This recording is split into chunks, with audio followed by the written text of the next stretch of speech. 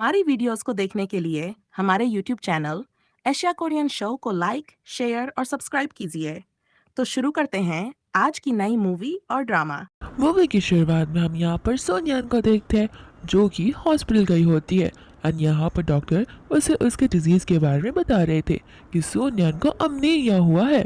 और यहाँ पर वो बोलने लगती है कि मुझे बस नॉर्मल तो नोज ब्लीड हो रहा था, उस वजह से मुझे इतना सब कुछ कैसे हो सकता है। डॉक्टर यहाँ पर उसे कहने लगता है कि नॉर्मली तो बहुत सारी चीज़ें होती है, लेकिन उनका जो अंजाम होता है वो बहुत बुरा है।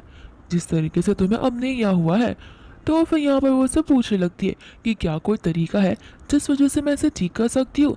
तो डॉक्टर कहते हैं कि हाँ, हम बोन नैरो ट्रांसप्लांट करवा सकते हैं जिस वजह से ये सब ठीक हो सकता है। फिर यहाँ पर बानो खुश तो होती है, लेकिन जैसे वो फीस सुनती है वो शौक हो जाती है। डॉक्टर यहाँ पर बताते हैं कि इस सारे प्रोसीजर को करने में तुम्हें 40 लाख लग जाएंगे। ये सुनकर ही वो बहुत ज़्यादा दुखी हो जाती है, क्योंकि आखिरकार वो इतने सारे पैसे कहाँ से जमा कर पाएगी। फिर इसके बाद में वो हॉस्पिटल से निकलकर रास्ते पर जाने लगती है, जहाँ पर उसे चक्कर सा आने लगता है। और यहाँ पर एक गाड़ी आती है जिससे सुनियन की टकरार होने वाली थी, लेकिन सुनियन नीचे गिर जाती है और वो गाड़ी वाला उस पर चिल्लाकर चला जाता है। फिर सोनन यहाँ पर अपने आप को होश में लाती है और कहती है कि मैं बस 25 ईयर्स ओल्ड की हूँ, मैं इतना जल्दी नहीं मर सकती। यहाँ पर वो घर चली जाती है जहाँ पर उसकी आंटी उसके सामान को यहाँ पर वहाँ पर फेंक गई थी। सुनन उनसे कहने लगती है कि आखिर आप इन सामानों को ऐसे क्यों फेंक रहे हो। वो आंटी कहती चलो अच्छा है, तुम सही समय पर आई हो, जाओ ये सारी चीज़ें क्लीन करो और अपना रूम भी। फिर यहाँ पर सुनन अपने रूम में जाती है जहाँ पर बहुत सारे बच्चों की चीज़ें रखी होती है। फिर आकर वो आंटी से पूछने लगती है। वो आंटी उसे कहती है कि तुम्हारे भाई की जो गर्लफ्रेंड है वो प्रेग्नेंट है, तो फिर हमें उसका ध्यान रखना होगा। एंड वो यहीं पर रहने वाली है अब से, तो कोई कमरा खाली नहीं था। और ऐसे भी तुम कहाँ पर घर पर रहती हो, तो मैंने सोचा कि तुम्हारे कमरे में ही उसे शिफ्ट कर देते हैं।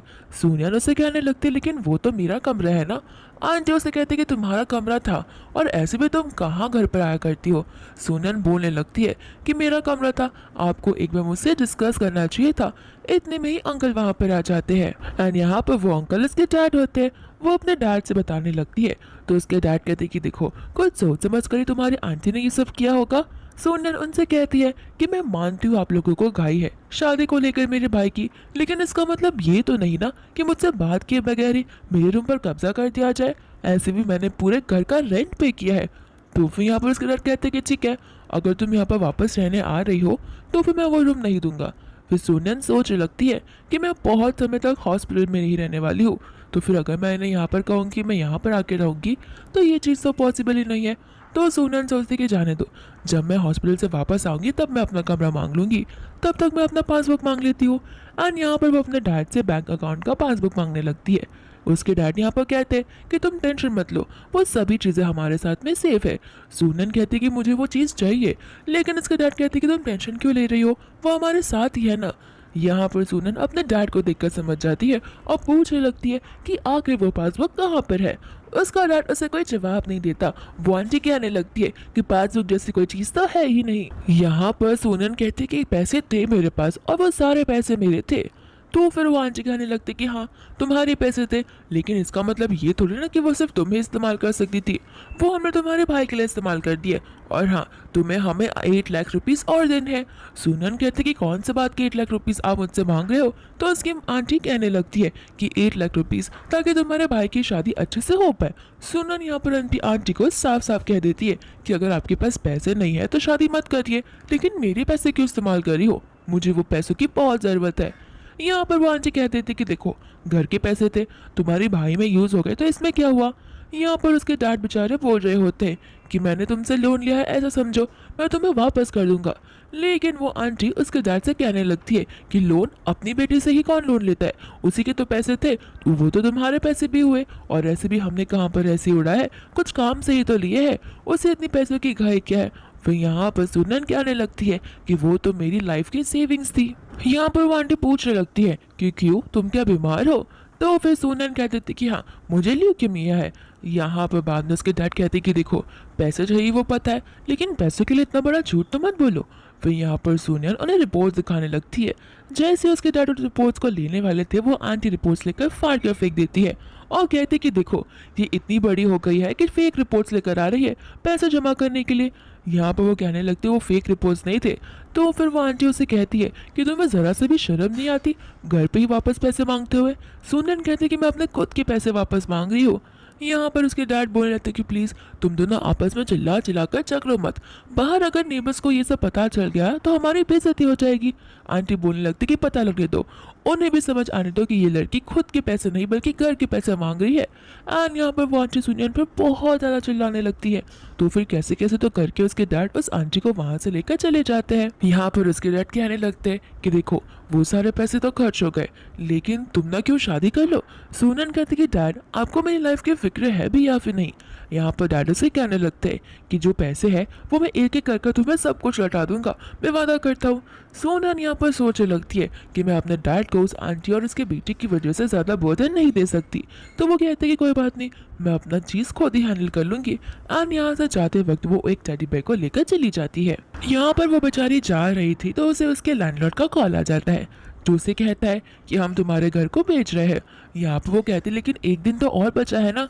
लेकिन लैंडलॉर्ड कहते कि हर बार तुम यही काम करती हो, अपना जो लीज है वो टाइम पर पे नहीं करती। बस इतना बोलकर वो कॉल कट कर देते हैं। दूसरा यहाँ पर वो कॉल लगा लेती है जी को, लेकिन जी का नंबर लग ही नहीं रहा था। वो जी को टेक्स्ट करती है, तब जाके उसे समझ आता है कि जी ने तो उसे ब्लॉक कर दिया है। तो वो उसे मिलने के लिए उसे घर की ओर चली जाती है, जहाँ पर जी घाय घाय में सूटकेस लेकर भाग रहा था। तो फिर वो उसे रोकती है। जी यहाँ पर समझाने लगता कि देखो मुझे बहुत इमरजेंसी फैमिली वाली चीज़ें आ गई है, तो मुझे यहाँ से जाना पड़ेगा। यहाँ पर सोनन उसे कहते कि ठीक है, लेकिन मैंने जो तुम्हें पैसे दिए थे वो प्लीज़ मुझे लौटा दो। यहाँ पर वो कहने लगता है कि अगर मेरे पास पैसे होते तो मैं यहाँ से भागता क्यों। सोनियन को कुछ समझ नहीं आता और वो समझ जाती है कि जी के ऊपर कुछ ज़्यादा ही लोन्स आ गए।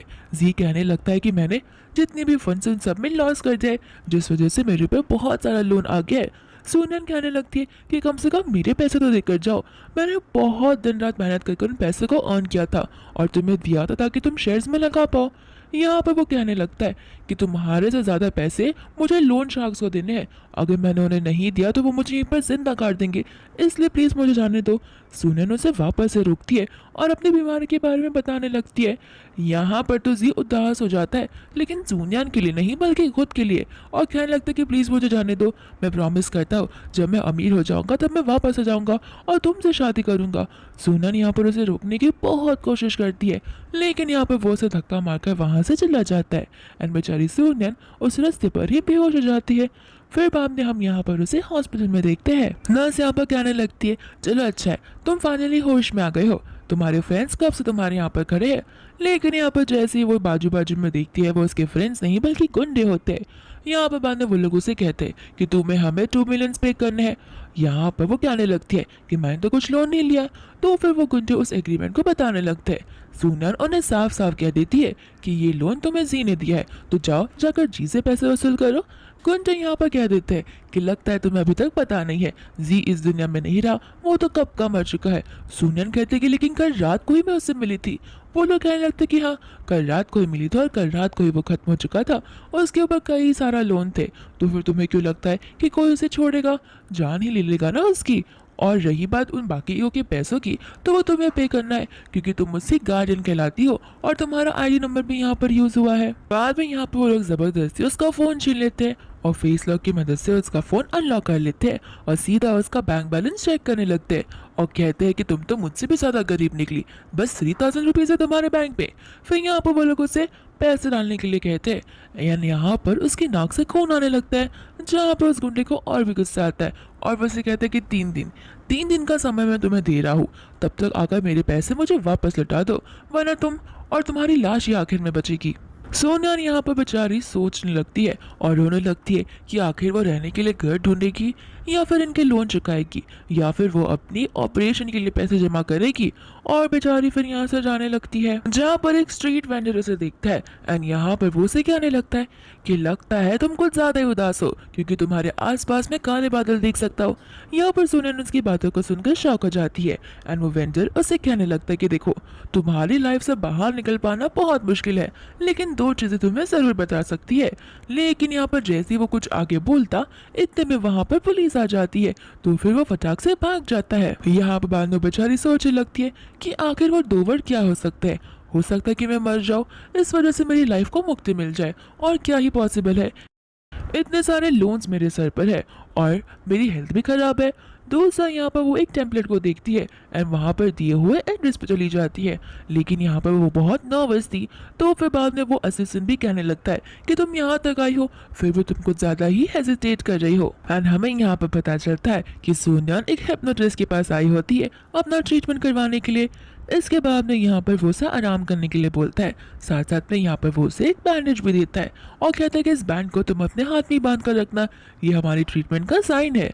फिर यहाँ पर सूनैन की जो नींद होती है वो सीधा रात में खुलती है, जहाँ पर वो अपने टेडी बेयर को लेकर बाहर की ओर निकल पड़ती है। फिर यहाँ पर भागते भागते वो एक घर की ओर पहुंच जाती है, लेकिन जैसी वो चाबी डालने की कोशिश करती है वो घर तो खुलता ही नहीं और यहाँ पर वो समझ जाती है कि घर की चाबी को बदल दिया गया है। इसके बाद में यहाँ पर वो चलते चलते एक रास्ते पर पहुंच जाती है, जहाँ पर वो एक मॉम और बेटी को देखती है। एंड यहाँ पर बेटी बड़े मजे से खा रही थी क्योंकि उसकी मॉम जो इतनी प्यार से उसे खिला रही थी। फिर सूनन को उन दोनों को देखकर अपनी मॉम की याद आने लगती है एंड हम यहाँ पर पास के सीन में चले जाते, जहाँ पे सूनन एकदम छोटी सी बच्ची थी। एंड यहाँ पर वो अपनी मम्मा के लिए एप्पल लेकर जाती है, लेकिन मम्मा उसे वहाँ से जाने के लिए कहती है। तो फिर वो कहते हैं कि प्लीज़ आप इस एप्पल को मेरे लिए कट कर दीजिए ना। उसकी मम्मा उस एप्पल को लेके फेंक देती है एंड वहाँ से घसीटते हुए उसे बाहर निकाल देती है, जहाँ पर बेचारी सूनयन तभी भी रो ही रही थी।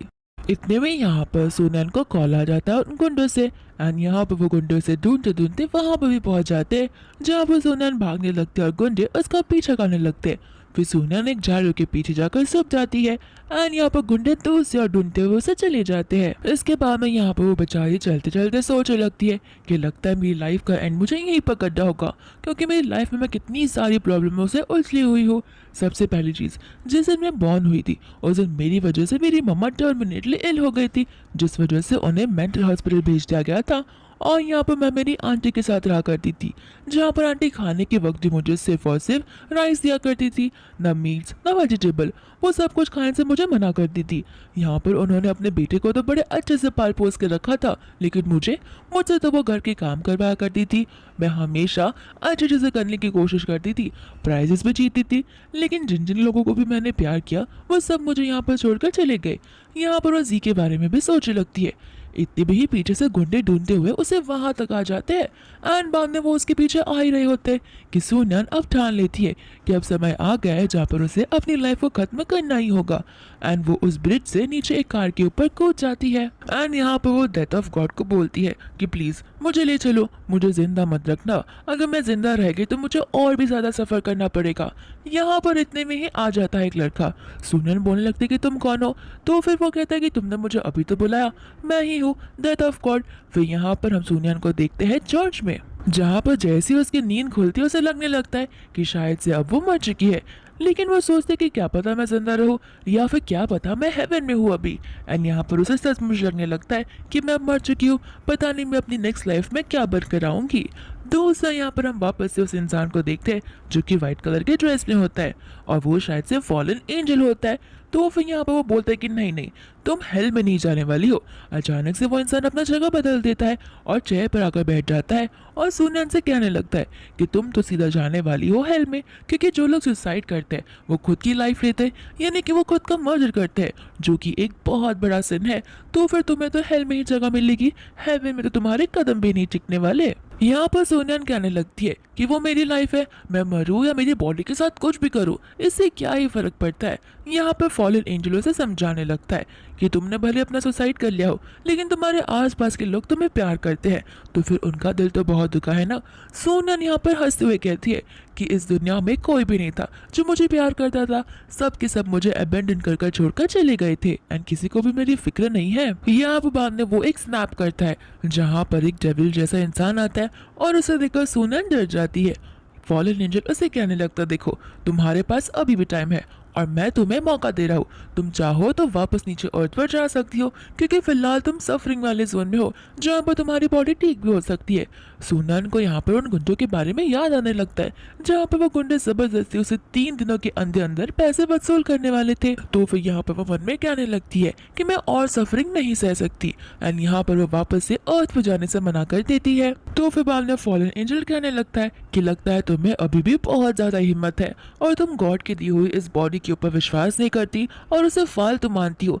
सोनियन यहाँ पर कहने लगती है कि अगर मैं जाऊंगी तो मैं और सफ़र करूंगी और मुझसे ज़्यादा सफ़र करने वाला इंसान इस दुनिया में कोई भी नहीं रहेगा। तो फिर फॉलन एंजल उसे एक मौका देता है और कहता है कि ठीक है, मैं तुम्हें एक बॉडी के अंदर डालूंगा जहां पर तुम्हें सर्वाइव करना होगा जब तक वो बॉडी की नेचुरली डेथ नहीं हो जाती। अगर तुमने ऐसा किया तो मैं तुम्हें हेवन लेकर चला जाऊंगा। एंड यहाँ पर सोनन मान जाती है, जहाँ पर सोनन एक बॉडी के अंदर आ जाती है। एंड यहाँ पर वो बॉडी बाथरूम में होती है क्लीनिंग करते हुए।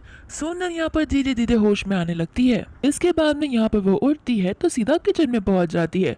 जहाँ पर किचन में काम चल ही रहा था, फिर यहाँ पर वो आसपास की चीज़ों को नोटिस करने लगती है, जहाँ पर घर भी बड़ा प्यारा सा होता है और चीज़ें भी सिस्टमैटिकली रखी होती है। दूसरा यहाँ पर वो अपना फेस उस मिरर में देखती है, तब जाकर उसे याद आता है कि जिस वुमन की कार के ऊपर वो गिरी थी वो यही वुमन है। एंड यहाँ पर उसे उसके एक पास्ट लाइफ का झलक मिलता है, जहाँ पर उस वुमन की बेटी भी थी। एंड यहाँ पर उसका जो हस्बैंड है उस पर बहुत चिल्ला रहा था, जहाँ पर वो बेचारी बच्ची रो भी रही थी और ये वुमन तो सिर्फ काम ही किया करती है घर के। एंड बेचारी काम करते करते यानी कि खाना बनाते बनाते बेहोश हो गई थी। एंड उसका जन्म इसी वजह से वापस हुआ है। बाद में यहाँ पर सोनान को बुरा लगने लगता है कि मेरी वजह से किसी और की भी मौत हुई है। यहाँ पर वो अंकल होता है जिसका नाम वैंग था और यहाँ पर वो उसे कहने लगता है कि आखिर कब तक तुम अपने आप को मिरर में देखोगी, अब तुम बुढ़ी हो चुकी हो, तुम इतनी भी ज्यादा खूबसूरत नहीं दिखती। एंड वो उसके ऊपर चप्पल फेंक कर मारता है और उसे जाकर खाना बनाने के लिए कहता है। सोनन को यहाँ पर समझ में आ जाता है कि उसके लिए तो अभी भी मैं वो लड़की ही हूँ, उससे मेरा रियल फेस कहाँ ही दिख रहा होगा। इसके बाद में यहाँ पर वो चली जाती है, जहाँ पर वो लात मारकर उस बॉटल को कहने लगती है कि मैं नहीं करने वाली कुछ भी घर के काम। यहाँ पर उसकी मदर इन लॉ बोलती है कि देख रहे हो बेटा, इसकी जबान कितनी ज़्यादा तेज हो गई है। एंड यहाँ पर उसका बेटा उस पर चिल्लाने लगता है, यहाँ तक कि वैंग उसे धक्का भी दे देता है और सोनियान तो यहीं पर वापस से बेहोश हो जाती है। सोनियान यहाँ पर सोचने लगती है कि लास्ट लाइफ में भी सब मुझे मार रहे थे, यहाँ पर भी मुझे मार ही रहे हैं। लगता है फॉलन एंजल ने मुझे कुछ ज़्यादा ही मुश्किल काम दे दी है। एंड यहाँ पर वो एक रोने की आवाज़ को सुनती है जो कि एक बच्चे की होती है। एंड यहाँ पर वो बच्ची उसे बार बार मम्मा कहकर बुला रही थी। यहाँ पर वो बच्ची बोलने लगती है कि मम्मा आप प्लीज मुझे छोड़कर मत जाना। यहाँ पर वो कहने लगती है कि तुम टेंशन मत लो, मैं तुम्हें कभी भी छोड़कर नहीं जाऊंगी। एंड यहाँ पर वो मन में सोचने लगती है कि मैं सोच रही थी कि मैं उन लोगों से लड़ूंगी, लेकिन मेरा जो डिसीजन था वो गलत था, क्योंकि ये जो लड़की की बॉडी है वो बहुत वीक है और वो लोग उसके अगेंस्ट बहुत स्ट्रांग है, तो मैं उनसे फिजिकली लड़ाई तो नहीं कर सकती। यहाँ पर उसकी बच्ची बोलती है कि क्यों ना हम हॉस्पिटल जाए, लेकिन सोनन कहती है कोई बात नहीं, मैं ऐसी ठीक हूँ, चलो मैं तुम्हारे लिए खाना बनाती हूँ। इसके बाद में वो उसके लिए खाना बनाने लगती है। इसके बाद में यहाँ पर सोनन खाना बना लेती है, जहाँ पर वो छोटी सी बच्ची को काम करते हुए देखती है और ठान लेती है कि मैं इस छोटे से बच्चे को एक बहुत अच्छे से लाइफ देकर रहूंगी और इसका ध्यान रखूंगी और हमेशा इसे खुश रखूंगी। फिर यहाँ पर वो बेबी बोलने लगती है कि वाह मम्मा, आज तो मेरे फेवरेट डम्पलिंग्स बना है। और यहाँ पर वो उसे खाने के लिए बैठ जाती है, लेकिन इतने में ही वो आंटी आ जाती है जो कि उसे साइड में हटाती है और कहने लगती है कि लगता है तुमने इसे मैंने सिखाया नहीं है कि बच्चों से पहले बड़े खाया करते हैं। एंड यहाँ पर वो बैठकर खाना खाने लगती है। सोनन को यहाँ पर पास की लाइफ का एक और ग्लिम्स आता है, जहाँ पर उसकी मम्मा के पेट में बहुत ज़्यादा दर्द हो रहा था क्योंकि उन्होंने कुछ खाया नहीं था। तो फिर उसकी बेबी आकर उसे एक एग देती है, लेकिन वो आंटी आती उस एग को वापस छीन लेती है और कहते हैं कि बीमार हो तो जाकर कहीं मर जाओ, यहाँ पर मेरे घर के मेरे एग्स मत खाओ। फिर बाद में बेचारी बच्ची भी रोने लगती है और वो आंटी सोनन को चिमटी तक निकालती है। तो फिर यहाँ पर गुस्से में आकर सोनन उस बुढ़ी औरत का सर पकड़ती है और डम्पलिंग्स में ही घुसा देती है, जहाँ पर वो माफी मांगने लगती है और उस बेबी को बोलती है कि प्लीज अपनी मम्मा से कहो मुझे छोड़ दे। यहाँ पर वो बेबी कहने लगती कि मॉम जाने दीजिए, हमें ग्रैंडमा को एक और मौका देना चाहिए। एंड जैसे वो यहाँ पर उस आंटी को छोड़ती है, वो आंटी कहने लगती है कि तुम्हारी हिम्मत कैसे हुई मुझ पर हाथ उठाने की, देखना मेरा बेटा आएगा ना तब तुम्हें इतना मारेगा कि तुम जिंदा भी नहीं बचोगी। इतना बोलते वो वहां से चली जाती है। दोस्तों यहाँ पर वो उसके लिए दूसरा खाना बनाकर लेकर आ जाती है, जहाँ पर उसकी बेबी बड़ी खुशी खुशी उस मोमोज को खाने लगती है।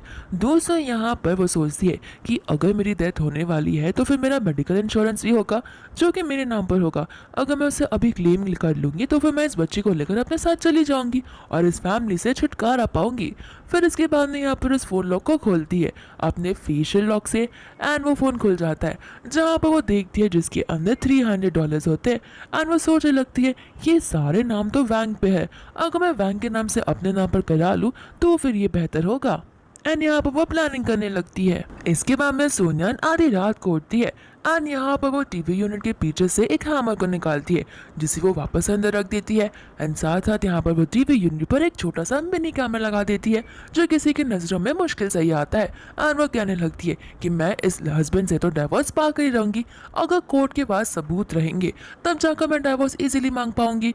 एंड यहाँ पर हमें उसके प्लान के बारे में थोड़ा थोड़ा समझ आने लगता है। दोस्तों यहाँ पर सोनन अपनी बेबी को स्कूल छोड़ने के लिए आ जाती है एंड यहाँ पर मन में कहने लगती है कि मैं इस बेचारी बच्ची को कभी भी अबेंडन नहीं करूंगी, इसे एक खुशी की लाइफ देकर ही रहूंगी।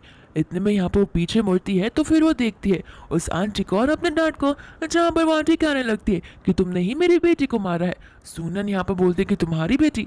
मैंने किसी को भी नहीं मारा है, तुम्हारी बेटी उसने तो खुद ब्रिज से जमकर कर सुसाइड किया है और सुसाइड करके वो मेरे कार के ऊपर गिरी है तो मेरी कार खराब हुई है और मेरी कार का इंश्योरेंस जो पैसा है वो कौन पे करेगा। यहाँ पर बाद में वो आंटी चिल्ला चिल्ला कर सभी के सामने तमाशा खड़ा करने लगती है एंड यहाँ पर सभी लोग सोनन के ऊपर वेजिटेबल्स फेंक कर उसे मारने लगते। लेकिन यहाँ पर सोनियन बड़ा हिम्मत करके खड़ी होती है और कहते कि मुझ पर इल्जाम लगाना बंद करो, तुम्हें तो पता ही होगा इंश्योरेंस के जो पैसे $400 से वो तो तुमने आराम से क्लेम कर लिए और तुम उन पैसे से तो मजे कर रही हो। फिर यहाँ पर एक एक कर सोनन वो सारी बातें बताने लगती है जहाँ पर उसके डैड भी शौक हो जाते हैं और मन में सोचने लगते हैं कि आखिर इस औरत को इतनी सारी बातें कैसे पता है। यहाँ पर वो आंटी भी डर जाती है लेकिन कहती है कि तुम मेरे पैसे मुझे वापस कर दो। सोनन कहते कि ठीक है, तुम्हें पैसे चाहिए ना, मैं बताती हूँ तुम्हारी बेटी पैसे कहाँ पर छोड़ के गई थी। फिर यहाँ पर वो उन्हें लेकर उन्हीं के घर पर आ जाती है जहाँ पर वो घर को देखते तो घर एकदम नीट एंड क्लीन होता है क्योंकि उसके बेटे की नई नई शादी जो होने वाली थी। यहाँ पर वहाँ से कहने लगती है कि अब तो तुम घर पर आ गई हो तो जल्दी से बताओ कि मेरी बेटी ने पैसे कहाँ पर रखे हैं। इसके बाद में सोनन यहाँ पर उन्हें डाइनिंग टेबल की ओर का इशारा करने लगती है जहाँ पर वो लोग डाइनिंग टेबल की ओर सारे पैसे ढूंढने लगते हैं। यहाँ पर अचानक से सिनेरियो पूरा चेंज होता है और यहाँ पर सोनन चली जाती है अपने डैड से बात करने के लिए और उनसे कहने लगती है कि डैड मैं हूँ आपकी बेटी। यहाँ पर उसका डैड कहने लगता है कि आप झूठ बोलना बंद कीजिए मिसेस, आप मेरी बेटी नहीं हो। फिर यहाँ पर सोनियन एक एक कर बचपन की सारी चीज़ें उन्हें बताने लगती है जहाँ पर उसके डैड को कानों पर भी विश्वास नहीं होता। सोनन उसे कहती है कि अब मैं वापस आ चुकी हूँ और मैं हमेशा हमेशा इसी की बॉडी में रहने वाली हूँ और मैं आपके लिए आपकी फेवरेट चीज़ें फ्राई कर आपको खिलाऊंगी। आपको फ्राई चीज़ें बहुत पसंद है ना। यहाँ पर सोनियन के डैड समझ जाते हैं कि वो उन्हीं की बेटी है। फिर यहाँ पर नील डाउन कर उसे माफी मांगते हैं और खुद ही को थप्पड़ लगाने लगते हैं रोते हुए। इतने में यहाँ पर वो आंटी आ जाती है जिसके हाथों में चिकन का ब्लड होता है और वो सोनन के ऊपर फेंक देती है और कहते हैं कि तुम उसकी बॉडी में हो ना, देखना तुम वापस से रिबॉर्न कभी भी नहीं हो पाओगी। लेकिन यहाँ पर सोनन को कुछ होता ही नहीं। ये चीज़ देखकर वो आंटी भी शौक हो जाती है। फिर यहाँ पर बाद में सोनन उसे कहने लगती है कि क्यों आपने बचपन में जो मेरे साथ किया है वो सब लगता है आपको फिलहाल याद नहीं आ रहा है, तो क्या मैं एक एक कर आपको सारी चीज़ें याद दिलाऊं। और भूलिएगा मत, वो भी तो आपकी बेटी जैसी है और वो आपसे बदला जरूर लेकर रहेगी। तो यहाँ पर सोनन उसे बचपन के सीक्रेट्स बताने लगती है जहाँ पर वो कहती है कि अगर आपको याद हो तो मेरी मम्मा को घर लाया गया था जहाँ पर आपने उनके साथ में बहुत बेरहमी से ट्रीट किया था और डैड को तो ये सारी बातें बता भी नहीं थी। डैड के अकॉर्डिंग तो उन्होंने आपको मारा था लेकिन मैंने अपनी आंखों से देखा था कि आपने मेरी मॉम के साथ क्या क्या किया था। यहाँ पर उसके डैड का गुस्सा आ जाता है जहाँ पर वो उस आंटी को थप्पड़ मारने लगते हैं। यहाँ पर फिर बाद में वो आंटी उसे उस क्रेडिट कार्ड को देने लगती है और कहती है कि सोनन के सारे इंश्योरेंस के पैसे हमने इसे यूज़ नहीं किया है, तुम इसे रख सकती हो। साथ साथ में यहाँ पर सोनन अपने डैड से एक रिटर्न स्टेटमेंट भी लेकर वहाँ से चली जाती है। यहाँ पर वो सारे के सारे पैसे जो है वो उसके अकाउंट में ट्रांसफर हो जाते हैं जहाँ पर वो बहुत खुश होती है। लेकिन इतने ही टाइम में उसे स्कूल से कॉल आ जाता है जहाँ पर टीचर कहते हैं कि तुम्हारी बेटी ने प्रॉब्लम खड़ा कर दिया है।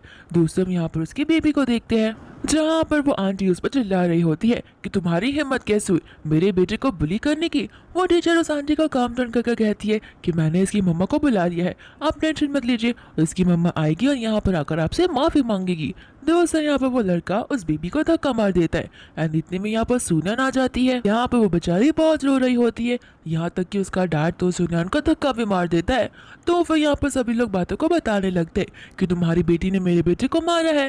वो बेचारी बच्ची बोलने लगती है कि मैंने उसे टच भी नहीं किया है, सबसे पहले उसी ने मुझे मारा था, फिर वो वापस से मुझे मारने आया था तो मैं साइड हट गई जिस वजह से वो खुद ब खुद नीचे गिर गया और मेरे पर इल्ज़ाम लगा रहा है। दोस्तों यहाँ पर उसका फादर बोलने लगता है कि अभी अभी प्लीज माँ बेटी को कहो कि नील डाउन कर हम सबसे माफी मांगे, वरना मैं इस स्कूल में 1 रुपए का भी डोनेशन नहीं देने वाला। फिर यहाँ पर टीचर बड़े ईवल तरीके से आती है और सोनियन को कहती है कि अभी भी टाइम है, अपनी बेटी को लेकर नील डाउन कर इनसे माफी मांग लो, वरना ये स्कूल तो क्या, तुम्हें कोई भी स्कूल में आगे जाकर एडमिशन नहीं मिलने वाला और तुम्हारी फैमिली का नाम ऐसे ही खराब हो जाएगा। यहाँ पर हमें सोनियन उससे माफी मांगने लगती है और कहने लगती है कि मुझे माफ कर देना, मुझे नहीं लगा था कि ये आपकी वाइफ होगी, क्योंकि मुझे अच्छे से याद है आप अपनी गर्लफ्रेंड के साथ मेरी कार के अंदर बैठे थे। और हमें फास्ट का वापस से एक ग्लिम्स दिखाया जाता है जहाँ पे सोनियन एक कार ड्राइवर होती है और इसके पीछे इसी का फादर बैठा था, लेकिन किसी और लड़की के साथ ने।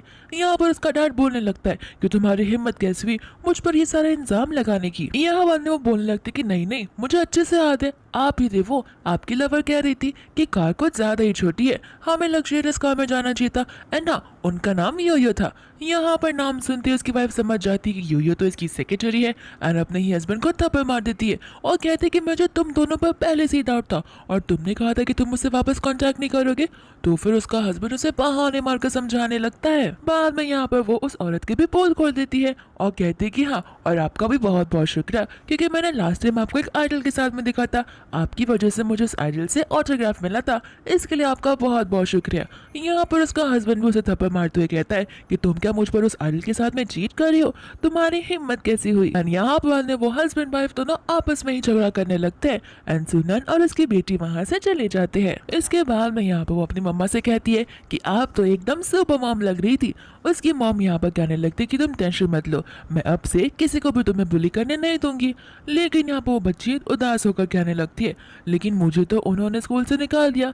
तो फिर सुनन कहते कि मेरी बेटी हो तुम टेंशन मत लो, मैं तुम्हारे लिए और भी अच्छा स्कूल लेकर आऊंगी, चलो अभी जाकर हम लंच करते हैं। फिर यहाँ पर उसकी बेबी एमी बर्गर खा रही होती है एंड साथ साथ में उसने उसके लिए एक अच्छा सा प्यारा सा ड्रेस भी दिलवाया होता है, जहाँ पर एमी को वो दोनों चीजें बहुत पसंद आती है। इसके बाद में यहाँ पर वो सोचने लगती है कि इस बच्चे ने आखिर उस घर में क्या कुछ नहीं सहा होगा। फिर यहाँ पर वो एमी से पूछती है अगर मैं तुम्हें कहीं और लेकर रहने के लिए चलूँ तो क्या तुम मेरे साथ चलना चाहोगी।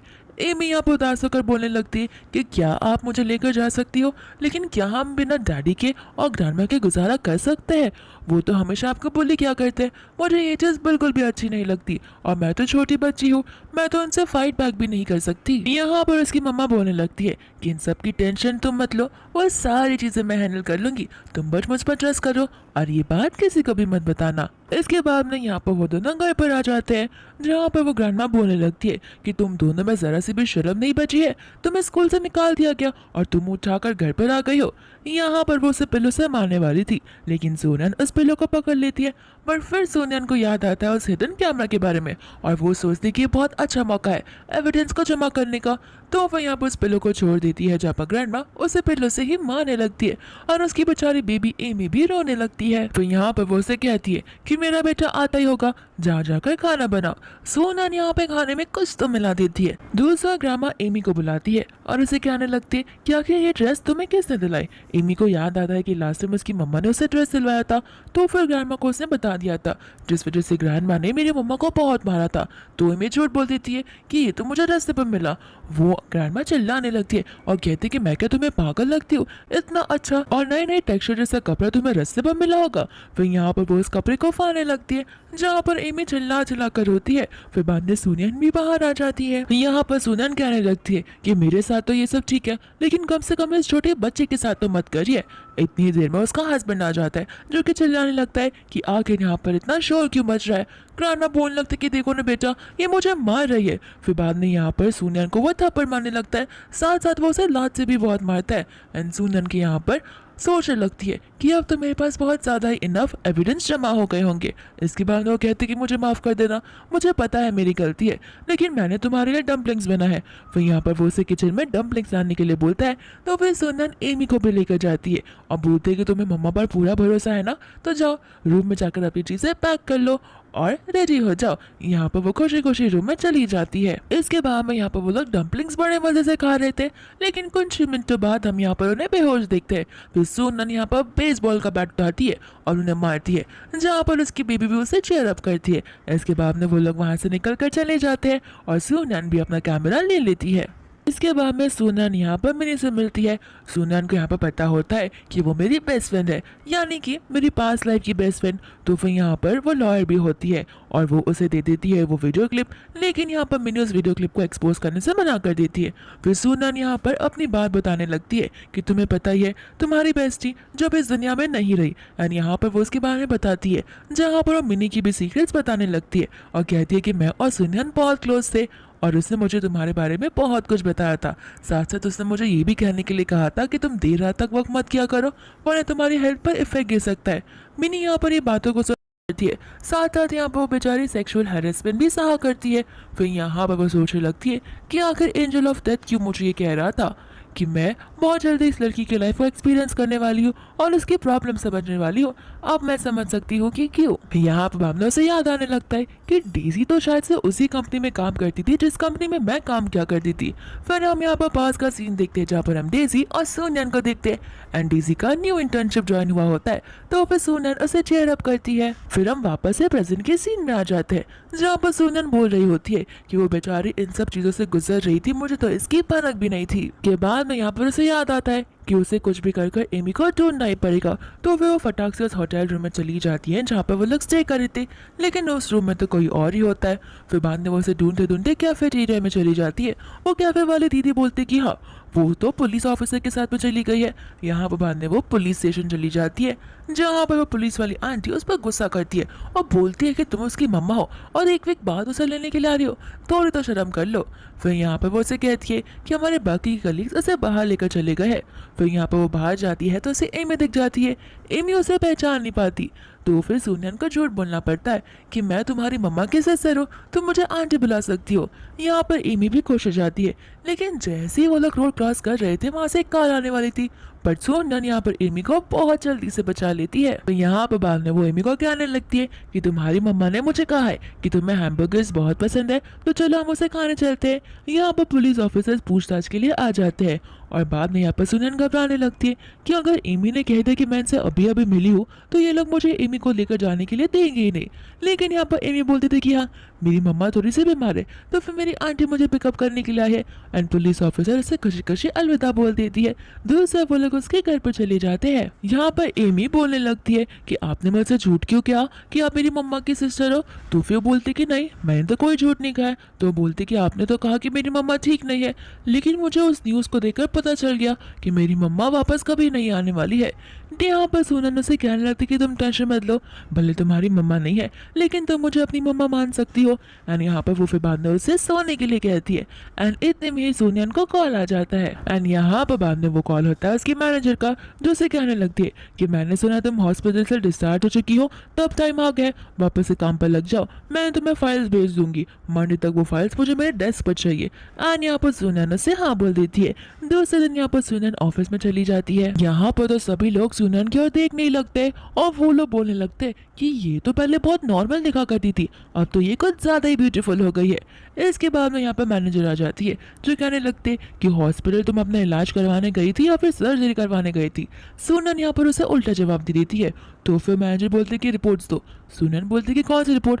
मैनेजर कहने लगती है कि मैंने तुमसे कल ही कहा था कि मुझे मेरे रिपोर्ट्स डेस्क पर चाहिए, लेकिन मैं यहाँ तक वो रिपोर्ट्स को लेने के लिए आई हूँ। सूनन बोलती वो आपके रिपोर्ट्स है, आपको बनाना है, आखिर मैं आपके काम क्यों करूँ। इसके बाद में यहाँ पर मैनेजर को गुस्सा आता है तो फिर वो यहाँ पर सूनन को थप्पड़ मारने जाती है, लेकिन सूनन अपना हाथ पकड़ लेती है। वो मैनेजर सूनन को सुनाने लगती है। सूनन बोल देती है कि आप चाहती हो कि मैं यहाँ पर एचआर डिपार्टमेंट में आपकी कंप्लेन कर दूं कि आप यहाँ पर अपने जूनियर को बुली कर रहे हो। इतने में यहाँ पर सीनियर मैनेजर आ जाता है जो कहने लगता है कि प्रेसिडेंट आ रहा है, तुम लोग झगड़ना बंद कर दो। एंड यहाँ पर जैसे सूनन प्रेसिडेंट को देखती है वो तो लियो होता है, एंड यहाँ पर उसे पास की बातें याद आने लगती है जब सूनन कॉलेज में हुआ करती थी। एंड यहाँ पर बड़ी तेजी से बारिश हो रही थी जहाँ पर सूनन के पास में छतरी नहीं थी, लेकिन यहाँ पर लियो आता है जिसके पास में छतरी थी। सूनन वहां से भागने लगती है क्योंकि उसे लियो से डर लगता है, लेकिन लियो यहाँ पर उसे रोकता है, बाद में उसे अपनी छतरी देकर वहां से चला जाता है। एंड यहाँ पर वो उसे बोनस दे देता है जहाँ पर सूनन के दिमाग में यही बात चल रही थी कि 3 साल से ज्यादा हो चुके हैं मुझे इस कंपनी में कॉल करते हुए और सारे काम करते हुए, लेकिन मुझे आज तक नहीं पता चला इस कंपनी का प्रेसिडेंट लियो हो सकता है। यहाँ पर बाद में उस बोनस को ले लेती है। लियो यहाँ पर उसे कहता है कि हार्ड वर्क करने के लिए बहुत बहुत थैंक यू, और आगे से तुम्हें कोई मदद चाहिए रहेगी या हेल्प चाहिए रहेगी तुम हमें आकर बोल सकती हो। इतना बोलकर वो वहाँ से चला जाता है। जितनी भी स्टाफ्स यहाँ पर होती है वो सभी लोग लियो की तारीफ कर रही होती है कि आखिर वो कितना ज्यादा हैंडसम है और कितना ज्यादा पोलाइट इंसान भी है। यहाँ पर बाद में मैनेजर को गुस्सा आता है तो फिर वो उसे खींच कर एक कॉर्नर में लेकर जाती है और थप्पड़ मार देती है और कहती है कि तभी मैं सोचूं कि आज सब मेकअप कर क्यों आई थी, क्योंकि तुम्हें पता था कि प्रेसिडेंट आज यहाँ पर आने वाले हैं। यहाँ पर सुनन स्माइल करती है और इन रिटर्न उसे और भी जोर से थप्पड़ मारते हुए बोलती है कि अब मैं पहले जैसी देसी नहीं रही। दूसरा यहाँ पर मैनेजर कुछ बोलने वाली थी लेकिन सुनन वापस से उसे थप्पड़ मारती है और कहती है कि क्लास वार्निंग दे रही हूँ, इस बार मैं पीछे नहीं हटूंगी तो सोच समझकर अपने कदम मेरी तरफ लेना। इतना बोलकर सुनन वहां से जाने लगती है। इसके बाद में यहाँ पर वो अपना डेस्क पर आती है तो फिर सभी लोगों के फाइल्स पड़े हुए होते हैं एंड सुनन यहाँ पर कह देती है कि जिसके भी फाइल्स है वो अभी के अभी यहाँ से लेकर जाओ वरना मैं इन सबको डस्टबिन में फेंक दूंगी। वहाँ के स्टाफ कहने लगते हैं कि तुम ही तो ये काम किया करती थी। सुनन मना कर देती है और बोलती है कि पहले मैं तुम्हारी हेल्प किया करती थी, अब तो तुम्हें पता चल गया होगा कि काम कैसे करते हैं तो चुपचाप अपने अपने काम करो। इतने में ही सीनियर मैनेजर आ जाता है जो कि सुनन को अपने कैबिन में बुलाता है एंड सुनन को कुछ तो दाल में कुछ काला लगने लगता है। सुनन यहाँ पर कैबिन में जाती है तो फिर वो सीनियर मैनेजर उसके साथ में बदतमीजी करने लगता है एंड सुनन यहाँ पर चिल्लाने लगती है। साथ साथ हम यहाँ पर एक फोन को भी देखते हैं जिसमें सारी चीजें रिकॉर्ड हो रही होती है। यहाँ पर मैम मिस्टर वैंग आ जाते हैं जो कि लियो के असिस्टेंट होते हैं एंड यहाँ पर वैंग सिक्योरिटी गार्ड को भी लेकर आ जाता है। सुनन उन्हें वीडियो फुटेज भी दिखा देती है और कहती है कि पहली बार नहीं हो रहा है, ऐसा बहुत बार हो चुका है। यहाँ पर वैंग से कहता है कि तुम बहुत ही ब्रेव हो, मैं तुम्हारी सैलरी को इंक्रीज करने के लिए लियो से बोल दूंगा। सुनन कहते कि नहीं, ये तो मुझे बुली किया जा रहा था और इसे सबक मिलना ही चाहिए, लेकिन इसके बदले मुझे सिक्योरिटी सर्टिफिकेट दे दो। उसे लग रहा होता है कि सुनन को एक घर खरीदना है लेकिन सुनन बोलती कि नहीं, मैं एक बच्ची को अडॉप्ट कर रही हूँ बस इस वजह से और मुझे उसे स्कूल में एडमिशन दिलवाना है। दोस्तों यहाँ पर वो जूनियर मैनेजर आकर उसे माफी मांगती है और उसे कॉफी ऑफर करती है लेकिन सुनन वो लेने से मना कर देती है और वो जूनियर मैनेजर ठान लेते कि कुछ भी करके मुझे सुनन को यहाँ से निकलवाना ही होगा। दोस्तों यहाँ पर सुनन चली जाती है एमी को लेकर स्कूल की ओर। दूसरा सुनन जब वापस ऑफिस में आती है तो फिर उस जूनियर मैनेजर ने उसे जिम में कुछ मिला दिया था। जैसी सुनन उसे पीती है उसे पेट दर्द होने लगता है और यहाँ पर मैनेजर ये सारी चीजें जानबूझकर करती है क्योंकि उसे पता होता है अभी उनका प्रेजेंटेशन देने का वक्त आ चुका है।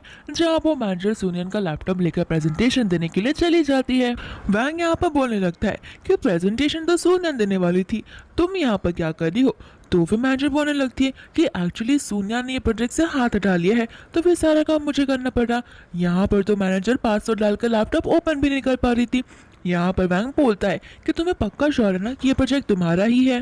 वो मैनेजर मिया बोलने लगती है कि हाँ पीपीटी तो मैंने ही बनाया, अब टेंशन मत लीजिए, वो एक्चुअली मैं आजकल चीज़ें दिन ब दिन बोलती जा रही हूँ इस वजह से ये सब हो रहा है। फिर यहाँ पर जैसे वो 1111 डालती है लैपटॉप वैसे ही ओपन हो जाता है। फिर बाद में वो पीपीटी को खोलती है लेकिन पीपीटी तो पूरा ब्लैंक ही होता है। वैंग यहाँ पर उसे बोलने लगता है कि तुमने आखिर कैसा पीपीटी बनाया है जहाँ पर मुझे कुछ भी दिखाई नहीं दे रहा। यहाँ पर मिया बहुत ज़्यादा नर्वस फील करने लगती है और सुनन आ जाती है और बोलती है कि वो पीपीटी मैनेजर मिया ने नहीं बनाया है तो उन्हें कैसे ही पता चलेगा कि पीपीटी रियल वाली कहाँ पर है। दोस्तों यहाँ पर ऑफिस में सभी लोग होते हैं जो कि एक वीडियो को देख रहे थे एंड यहाँ पर सुनन और एमी होती है। सुनन यहाँ पर एमी को स्कूल में जॉब कर रही थी। सभी स्टाफ आपस में बात करने लगते कि ये तो इतनी छोटी है और इसका इतना जल्दी बेटी भी हो गई, वो भी 5 साल की, न जाने इस बच्ची का डैड कौन ही होगा। इतने में यहाँ पर सुनन आ जाती है जो सभी को अपना काम करने के लिए बोलती है। दूसरों वहाँ से जा रही होती है तो फिर एक लड़का आ जाता है जो कि कहने लगता है कि सुनन मेरी वाइफ है और इसके पास जो बच्चा है वो हमारा ही है। सुनन उसे कहने लगती है कि तुम कौन हो और मैं तो तुम्हें जानती भी नहीं हूँ, तो फिर यहाँ पर अपने हस्बैंड का टैग लेकर क्यों इधर आए हो। इसके बाद में यहाँ पर वो लोगों में झगड़ा होने लगता है लेकिन सुनन बहुत कामली और स्मार्टली काम लेती है और वो बोलने लगती है कि ठीक है। फिर यहाँ पर वो पुलिस को बुला देती है जहाँ पर पुलिस आ जाती है। फिर हमें वापस से उस मीटिंग रूम का सीन बताया जाता है। मिया यहाँ पर सुनन को धीरे से बोल रही थी कि मैंने ऑलरेडी सबको कह दिया है कि मैंने जो वो बनाया है तो फिर चुपचाप वो पीपीटी मेरे हवाले कर दो। लेकिन सुनन कहती है कि जो से तुमने बनाई ना हो इसका क्रेडिट लेना बहुत बुरी बात है। फिर यहाँ पर सुनन सभी के सामने प्रेजेंटेशन देना शुरू कर देती है एंड यहाँ पर जो क्लाइंट्स होते हैं वो उनके साथ में कोलैबोरेशन करने के लिए रेडी हो जाते हैं लेकिन एक शर्त पर कि आगे से उनके कोई भी कोलैबोरेशन का प्रेजेंटेशन होगा वो सोनिया नहीं रेडी करेगी। सुनन भी यहाँ पर उनकी बातों को मान लेती है। यहाँ वो मीटिंग खत्म होने के बाद में मियाँ वहाँ पर आ जाती है सभी फाइल्स को लेकर और कहते हैं कि इसकी प्रेजेंटेशन की शुरुआत कर दो। लेकिन यहाँ पर सुनियन साफ साफ मना कर देती है और कहती है कि ये तो आपका काम है। तो फिर मियाँ बोलते कि क्यों, ये भी तो मेरा ही काम था जो तुमने किया है। लेकिन सुनन कहते कि नहीं, ये प्रोजेक्ट पहले से ही मेरा था और मैंने ये प्रेजेंटेशन बनाया तो ऑब्वियसली मैं ही उन्हें सब कुछ बताऊंगी ना। मियाँ कहते कि लगता है तुम्हें पता नहीं है, तुम यहाँ की बस इंटर्न हो और मैं जूनियर मैनेजर और तुम्हारा काम लेना ही मेरा काम है। ये सारी चीज़ें हर वर्क प्लेस पर चलती है। सुनन कहते कि नहीं नहीं, ये काम हर प्लेस पर नहीं चल सकती क्योंकि इसे बुली कहा जाता है। इतना बोलकर वहाँ से चली जाती है। दूसरे यहाँ पर मियाँ किसी को तो कॉल लगाती है और हम वापस से वही वाले सीन में आ जाते हैं जहाँ पर उसका फेक हस्बैंड आया होता है एंड पुलिस को यहाँ पर सुनियन ने बुलाया होता है।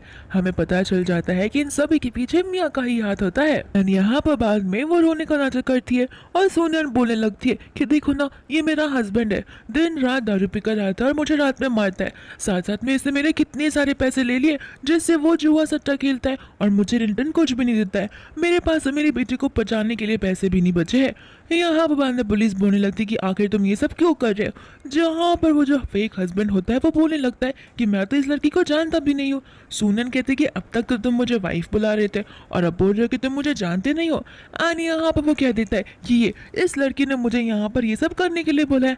एंड यहाँ पर वो मियाँ की ओर इशारे करने लगता है। यहाँ पर बाद में मियाँ भागने लगती है लेकिन यहाँ पर असिस्टेंट वैंग उसके सामने खड़ा होता है जहाँ पर वैंग उसे निकाल देता है। मियाँ बोलती कि मुझ पर भरोसा करो, मैंने ये सब नहीं किया, वो झूठ बोल रहा है। एंड यहाँ पर फेक हस्बैंड बोलने लगता है कि मेरे पास ट्रांजैक्शन की हिस्ट्री भी है, इसने मुझे $100 दिए थे ये सारे काम करने के लिए, मैं झूठ नहीं बोल रहा हूँ। तो यहाँ से पुलिस मियाँ और उस फेक हस्बैंड उन दोनों को लेकर वहाँ से चली जाती है। यहाँ पर बाद में वैंग बोलने लगता है कि तुम तो कुछ ज़्यादा ही ब्रेव निकली और हाँ, मैं तुम्हें अपनी कंपनी का परमानेंट एम्प्लॉय बना रहा हूँ, तुम अब ज़्यादा इंटर्न नहीं रहोगी। एंड यहाँ पर बाद में सुनन उन्हें थैंक यू बोलने लगती है। वैंग कहता है कि थैंक यू बोलना है तो जाकर बॉस लियो से कहो क्योंकि उनकी वजह से तुम्हें ये प्रमोशन मिला है। फिर यहाँ पर सुनन मन में बोलने लगती है कि स्कूल टाइम में तो सभी कहा करते थे कि वो एकदम ईविल पर्सन है और बहुत रूड इंसान है, लेकिन लियो ऐसा इंसान बिल्कुल नहीं है। इसके बाद में वो रास्ते से जा रही होती है तो कुछ लोग उसे किडनैप कर लेते हैं एंड जैसे ही यहाँ पर वो होश में आती है वो सामने मियाँ को देखती है एंड मियाँ ने यहाँ पर गुंजो को बुलवाकर उसे किडनैप करवाया होता है। फिर मियाँ उसे थप्पड़ मारकर कहती है कि अब देखना चाहती हूँ मैं कि तुम क्या ही कर सकती हो। यहाँ पर बांधो गुंडा सुनन की ओर देखकर बोलने लगता है कि तुम देखना, बहुत जल्दी हमें तुम्हारे साथ में फन करने मिलेगा। यहाँ पर हमें सुनन बोलने लगती है कि सोचना भी मत, मैं मिस्टर लियो को जानती हूँ। यहाँ पर बांधने वो डरने लगता है तो फिर मियाँ बोलती कि टेंशन मत लो, ये तो एक नॉर्मल इंटर्न है, ये कभी सीईओ से तो मिली भी नहीं है, इसकी बातों पर विश्वास मत करो तुम सब। यहाँ पर सुनन बोलने लगती है कि अगर तुम्हें यकीन नहीं हो रहा तो फिर खुद कॉल कर तुम उससे पूछ सकते हो। यहाँ पर वो गुंडा बोलने लगता है कि ठीक है, ये लो फोन और उसे कॉल करो और बुलवाओ कि तुम उसकी वुमन हो, तब मैं तुम्हें यहाँ से चुपचाप जाने दूंगा और तुम्हें कोई हार्म नहीं पहुँचाऊंगा। लेकिन यहाँ पर मियाँ फ़ोन वापस लेकर बोलने लगती है कि खबरदार अगर तुमने कोई चालाकी करने की कोशिश की और पुलिस को कॉल किया तो। यहाँ पर सोनन एक नंबर पर कॉल लगाती है और चिल्लाकर बोलने लगती है कि मुझे पता है तुम अच्छे इंसान हो, मेरी मदद करो। एंड ये चीज़ बोलती मियाँ उसका फ़ोन लेकर कट कर देती है। यहाँ पर मियाँ बोलती कि ये तो सीईओ का नंबर भी नहीं है और तुम्हें लगता है कि तुमने मिस्टर लियो को कॉल किया है। इसके बाद में यहाँ पर सचमुच लियो आ जाता है अपने बॉडीगार्ड्स के साथ में जहाँ पर उन सभी को रोकता है। यहाँ पर हमें सभी गुंडे मियाँ को और उस गुंडे को लेकर चले जाते हैं। दूसरा यहाँ पर वो उसे पूछता है कि आखिरकार मेरा नंबर तुम्हारे पास कैसे आया। तो फिर हमें सोनन बहाने मनाने लगती है। लियो कहता है कि ठीक है, अब तुम्हारे पास मेरा पुराना नंबर है ही तो तुम्हें जब मुसीबत आए तो तुम मुझे कॉल लगा सकती हो। यहाँ पर सोनन को यकीन नहीं होता कि अभी भी लियो उस पुराने नंबर को यूज़ करता होगा। इसके बाद में वो वहाँ से बहुत खुशी खुशी जाने लगती है लियो के बारे में सोच सोच कर। साथ साथ सुनन यहाँ पर डेथ ऑफ गॉड को भी वार्निंग देती है और कहती है कि देखा, अब तो मैं अपनी लाइफ आराम से जी पाऊंगी। लेकिन यहाँ पर उसे पता नहीं है कि सुनन किससे पंगा ले रही है। कुछ देर में यहाँ पर मियाँ आती है चाकू लेकर जहाँ पे वो सुनन को चाकू मार देती है एंड यहाँ पर सुनन की एक बार फिर से डेथ हो जाती है। यहाँ पर बाद में वो डेथ ऑफ गॉड से बोलने लगती है कि आखिर इस बार क्यों मुझे मारा, मैं तो नॉर्मली अच्छी लाइफ जी रही थी।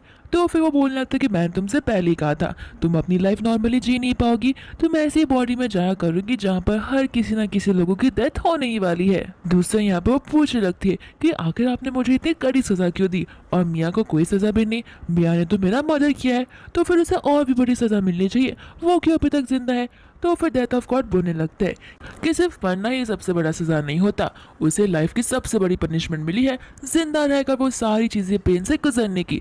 दूसरा यहाँ पर सुनन कहते कि मुझे बस अपनी दूसरी लाइफ में भेज दो, और यहाँ पर डेथ ऑफ गॉड चाकू मारकर उसे उसकी दूसरी लाइफ में भेज देते हैं जहाँ पर सुनन एक बहुत अमीर लड़की होती है। दूसरा यहाँ पर सुनन एमी को भी लेकर आ जाती है और कहती है कि मैं तो तुम्हारी मासी की सिस्टर हूँ, यानी कि मैं उनकी फ्रेंड जैसी ही हूँ, तो फिर तुम यहाँ पर रह सकती हो। लेकिन यहाँ पर एमी उस सुनन को देखकर खुश नहीं होती। बाद में यहाँ पर सुनन अपनी मेट्स को सारे कपड़े लाने के लिए बोलती है जहाँ पर वो लोग एमी के लिए अलग अलग प्रकार के ड्रेसेस लाते हैं। यहाँ पर मैं सुनन एमी को कहती है कि मुझे तुम्हारी आंटी ने कहा था कि तुम्हें प्यारे प्यारे फ्रॉक्स पहनना बहुत पसंद है, और यहाँ पर एमी बाद में बहुत खुश हो जाती है। दूसरा यहाँ पर सुनन के मॉम डैड आ जाते हैं एंड वो उन्हें बताने लगती है कि मैं वापस से प्यार किसी से कभी नहीं करने वाली, तो फिर मैंने इसे अडॉप्ट करने का सोचा है। तो फिर उसके मॉम डैड बहुत खुश होते। एमी यहाँ पर उसके मॉम डैड को ग्रैंडपा और ग्रैंडमा बुलाती है, लेकिन उसके मॉम डैड बोलते कि ग्रैंडपा या ग्रैंडमा मत बुलाओ, हमें तो मॉम डैड ही बुलाओ। फिर यहाँ पर सुनन चली जाती है ऑफिस में काम करने के लिए, और यहाँ पर वो सोचने लगती है कि इस लड़की की लाइफ तो कितनी ज़्यादा अच्छी है, न जाने इसकी लाइफ में कौन सा ही प्रॉब्लम आएगा। यहाँ पर बस सोनिया बाद में अपने घर पर होती है जहाँ पर उसे चोट लगी हुई थी, और अब जाकर उससे इस लड़की की लाइफ में पता चलता है कि यहाँ पर एक लड़की एक लड़के से प्यार किया करती थी जिसका नाम ली था, लेकिन यहाँ पर ली ने उसे धोखा दे दिया एंड ली यहाँ पर उससे ज़रा सा भी प्यार नहीं करता था, जिस वजह से सुनन अपनी जान देने के लिए चली थी। लेकिन यहाँ पर प्रॉमिस करती है कि इस लाइफ में मैं किसी मर्द के लिए अपनी जान बिल्कुल नहीं देने वाली और मैं इस बार अच्छे से लाइफ जी कर रहूंगी। दूसरा यहाँ पर सोनन खुद की ही ग्रेवयार्ड पर चली जाती है, यानी कि वो वाली ग्रेवयार्ड जो हमने एकदम शुरुआत में देखी थी, और वो हमारी सिर्फ और सिर्फ सुनयान थी जो कि उसका पहला जन्म था। यहाँ पर जैसी वो उधर जाती है वो लियो को पाती है, तो फिर यहाँ पर वो छुप जाती है। लियो यहाँ पर अपनी रियल वाली सुनयान से बात कर रहा होता है और कहने लगता है कि कुछ दिनों पहले मुझे एक लड़की ने मेरे पुराने फ़ोन नंबर पर कॉल किया था, मुझे लगा कि वो तुम रहोगी, लेकिन वो तुम तो थी ही नहीं, वो तो कोई और ही थी। यहाँ पर सुनन उसकी बात सुनते सुनते बहुत ज़्यादा इमोशनल हो जाती है। इसके बाद में यहाँ पर लियो देख लेता है सुनन को वहाँ से जाते हुए, और यहाँ पर वो से कहने लगता है कि मैं तुमसे पहले कह चुका हूँ कि मैं तुमसे प्यार नहीं करता, मेरा प्यार किसी और के लिए, तुम यहाँ तक ढूंढते हो मुझे कैसे वापस आ गई। यहाँ पर वो समझाने लगती है कि जिससे तुम प्यार करते हो वो दुनिया में नहीं है, लेकिन लियो कहते हैं कि मुझे पता है वो कहाँ पर है और वो सुरक्षित है, तुम्हें मुझे ये सारी बात बताने की ज़रूरत नहीं है। एंड लियो यहाँ पर उसे वार्निंग दे देता है कि तुम वापस कभी भी यहाँ पर मुझे दिखी तो तुम देख लेना। इतना बोलकर वो वहाँ से जाने लगता है। इसके बाद में यहाँ पर लियो का पीछा करने लगती है, जहाँ पर लियो एक होटल रूम में चला जाता है। तो फिर यहाँ पर सुनन को वो जानी पहचानी से आवाज़ लगने लगती है, तो फिर वो उस रूम में चली जाती है जहाँ पर वो अपनी रियल मॉम को पाती है। यहाँ पर उसकी मॉम ऑब्वियसली उसे पहचान नहीं पाती, तो वो कहने लगती है कि मैं तो आपकी बेटी की बेस्ट फ्रेंड थी। फिर यहाँ पर वो एक एक करके उसकी बेटी के बारे में सब कुछ बताने लगती है। उसकी मॉम यहाँ पर कहती है कि लियो का शुक्रिया अदा करना चाहती हूँ मैं, क्योंकि उसकी वजह से मैं यहाँ पर पहुँची हूँ। जब मैंने सोनियन को जन्म दिया था तब से मैं टर्मिनेटली इल पहुँच गई थी, और उसके डर और सभी को लगने लगा था कि मैं जिंदा नहीं बचूंगी, लेकिन लियो की वजह से आज जो कुछ भी हूँ मैं यहीं पर हूँ। इसके बाद में यहाँ से सोनियन जाने लगती है, जहाँ पर लियो से मिल जाता है एंड लियो उस पर गुस्सा करने लगता है, लेकिन सुनन यहाँ पर उसे बोल देती है कि अगर इतना प्यार करते थे तो पहले उसे कन्फेस क्यों नहीं किया। इसके बाद में यहाँ से सुनैन चली जाती है वापस से दूसरे दिन उसके ग्रेवयार्ड पर, जहाँ पर वो उसके लिए रोजेस लेकर जाती है। लेकिन यहाँ पर वापस से लियो आ जाता है जो उस पर चिल्लाने लगता है और कहता है कि ये सारी चीज़ें यहाँ पर लेकर मत आया करो, उसे ये सब पसंद नहीं है। लेकिन सुनैन यहाँ पर लियो को ही चिल्लाते हुए कहती है कि तुम हर दिन यहाँ पर फ्रूट्स लेकर आते हो, लेकिन मैं तुम्हें बता दूँ सुनैन को एप्पल्स बिल्कुल नहीं पसंद, उसे ये रोजेस पसंद है जो मैं उसके लिए लेकर आया हूँ। फिर यहाँ पर लियो को लगता है कि शायद से इस लड़की ने इन्वेस्टिगेशन किया रहेगा, लेकिन यहाँ पर वो उसे एक एक कर सारी चीज़ें बताने लगती है एंड फाइनली वो उसे कन्फेस कर देती है कि मैं ही सुनयान हूँ। यहाँ पर लियो को उसकी बातों पर यकीन नहीं होता, तो सुनैन यहाँ पर स्टिकी नोट में एक नंबर लिखकर चली जाती है, जहाँ पर लियो जैसे उस नंबर को देखता है वो समझ जाता है कि ये नंबर मैंने सिर्फ और सिर्फ सुनयान को दिया था, ये नंबर आखिर उसे कैसे पता होगा। यहाँ पर बाद में लियो घर पर आ जाता है, जहाँ पर सुनैन में चली जाती है और उसे एक एक कर अपनी सारी लाइफ के बारे में बताने लगती है। लियो को यहाँ पर पता चलता है कि तुम तो सीढ़ियों से गिरी थी, तो मुझे लगता है तुम्हारे सर पर भी चोट लग गई होगी।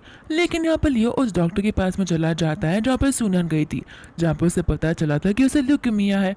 तो फिर यहाँ पर डॉक्टर कहते हैं कि हाँ ये लड़की यहाँ पर आई तो थी, लेकिन उसने ये बात किसी को भी बताने से मना की थी। एंड तब लियो को विश्वास होने लगता है कि वही उसकी सुनैन है एंड यहाँ पर वो चला जाता है उससे मिलने के लिए। इसके बाद में यहाँ पर वो लोग घर पे साथ में होते हैं, जहाँ पर उन दोनों की क्लोजनेस कुछ ज़्यादा ही बढ़ जाती है। लेकिन सोनन यहाँ पर शर्माने लगती है। तो फिर यहाँ पर लियो बोलता है कि अब तो तुम्हें पता है कि मैं कौन हूँ, तो अब क्यों तुम शर्मा रही हो। तो फिर सोनन कहते हैं कि मुझे नहीं पता, मुझे वो स्कूल वाले लड़के दिख रहे हो। फिर यहाँ पर वो उसे स्कूल की बातें बताने लगती है, जहाँ पर लियो भी हंसता है। इसके बाद में यहाँ पर वो लोग सो जाते हैं। जहाँ पर सुबह होती है तो सोनन की नींद बड़े डर के मारे खुलती है। उसे लग रहा होता है कि लियो उसे छोड़कर चला जाएगा। फिर यहाँ पर वो नीचे उतरती है, जहाँ पर वो लियो को देखकर बैक हक करने लगती है। एंड लियो यहाँ पर टेबल को सेट कर रहा था। फिर बाद में उसे कहने लगती है कि मैं नहीं चाहती मेरे वापस से जाने के बाद तुम अपनी लाइफ इसी तरह लोनलीनेस में गुजारो। मैं चाहती हूँ कि तुम एक अच्छी लाइफ जियो। यहाँ पर लियो बोलते कि वो मेरी लाइफ अच्छी हो सकती है अगर तुम मुझे अपना बॉयफ्रेंड बनने दोगी तो। फिर यहाँ पर बाद में वो लोग एक दूसरे को डेट करना शुरू कर देते हैं, जहाँ पे उनके दिन बड़े अच्छे से गुजरते हैं। इसके बाद में यहाँ पर वो लोग एक जगह मिलते हैं एक दूसरे के लिए फ्लावर लेकर। यहाँ पर उनका दिन बहुत स्पेशल होता है, लेकिन एक कार आती है जो उन दोनों को टक्कर मार देती है। एंड यहाँ पर सूनन की वापस से डेथ हो जाती है, जहाँ पर सूनन वापस से चर्च में होती है। एंड इस बार तो वो डेथ ऑफ गॉड पर चिल्लाने ही लगती है और उसके पर गन लगाकर बोलने लगते कि तुम मुझे मार सकते हो लेकिन लियो को नहीं। डेथ ऑफ गॉड बोलने लगते कि अच्छे लोग कभी नहीं मरते, और रही बात तुम्हारी तो तुम्हें मेरा शुक्रिया अदा करना चाहिए क्योंकि मैंने तो तुम्हें रियल लव कैसा होता है ये फील करवाया है। यहाँ पर तो सूनन को उसके ऊपर गुस्सा आना ही लगता है। यहाँ पर मैं सूनन बोलने लगती है डेथ ऑफ गॉड को कि ठीक है अब ये मेरी आखिरी लाइफ होने वाली है तो जल्द से जल्द मुझे मार दो।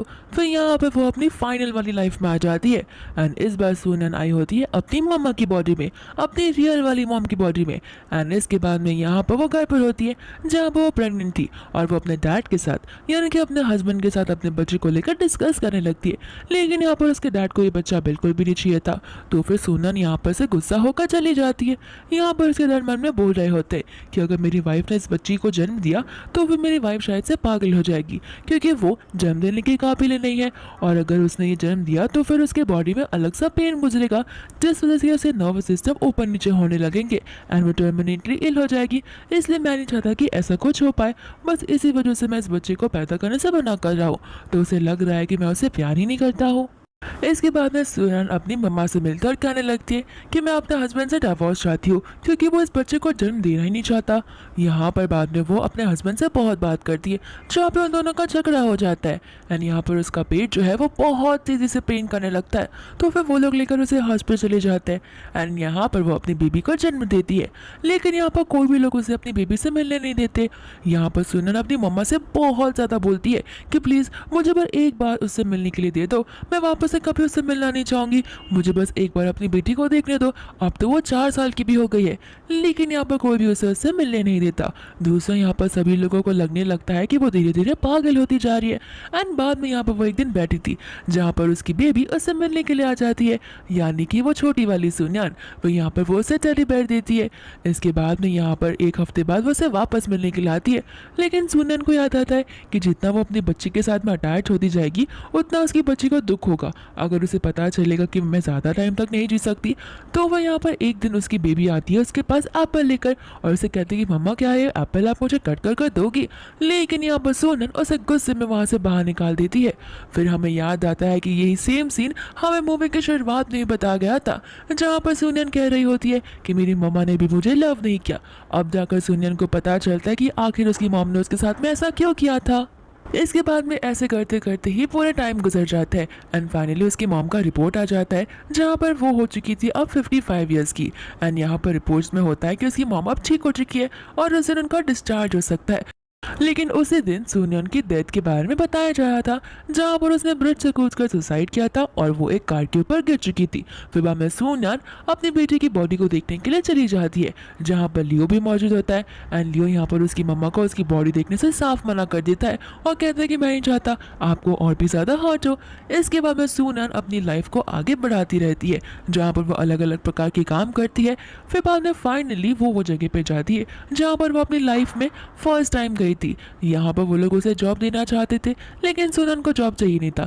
बट इस वाली लाइफ में वो लोग उसे जॉब नहीं दे सकते थे क्योंकि उसकी एज कुछ ज़्यादा ही होती है। बट यहाँ पर सूनन एक स्कूल में जाती है जहाँ पर उन्हें लग रहा होता है कि सूनन उन्हें नहीं पढ़ा पाएगी, लेकिन सूनन यहाँ पर अपना एग्ज़ाम पास करती है जहाँ पे वो लोग उसे प्रोफेसर बना देते हैं। फिर यहाँ पर वो टीचर की तरह काम करने लगती है। यहाँ पर ऐसे ही काम करते करते वो और भी ज़्यादा बुद्धि हो जाती है और व्हील चेयर पर आ जाती है, जहाँ पर वो अपने आसपास कई सारे छोटे बच्चों को खेलते हुए देखती है।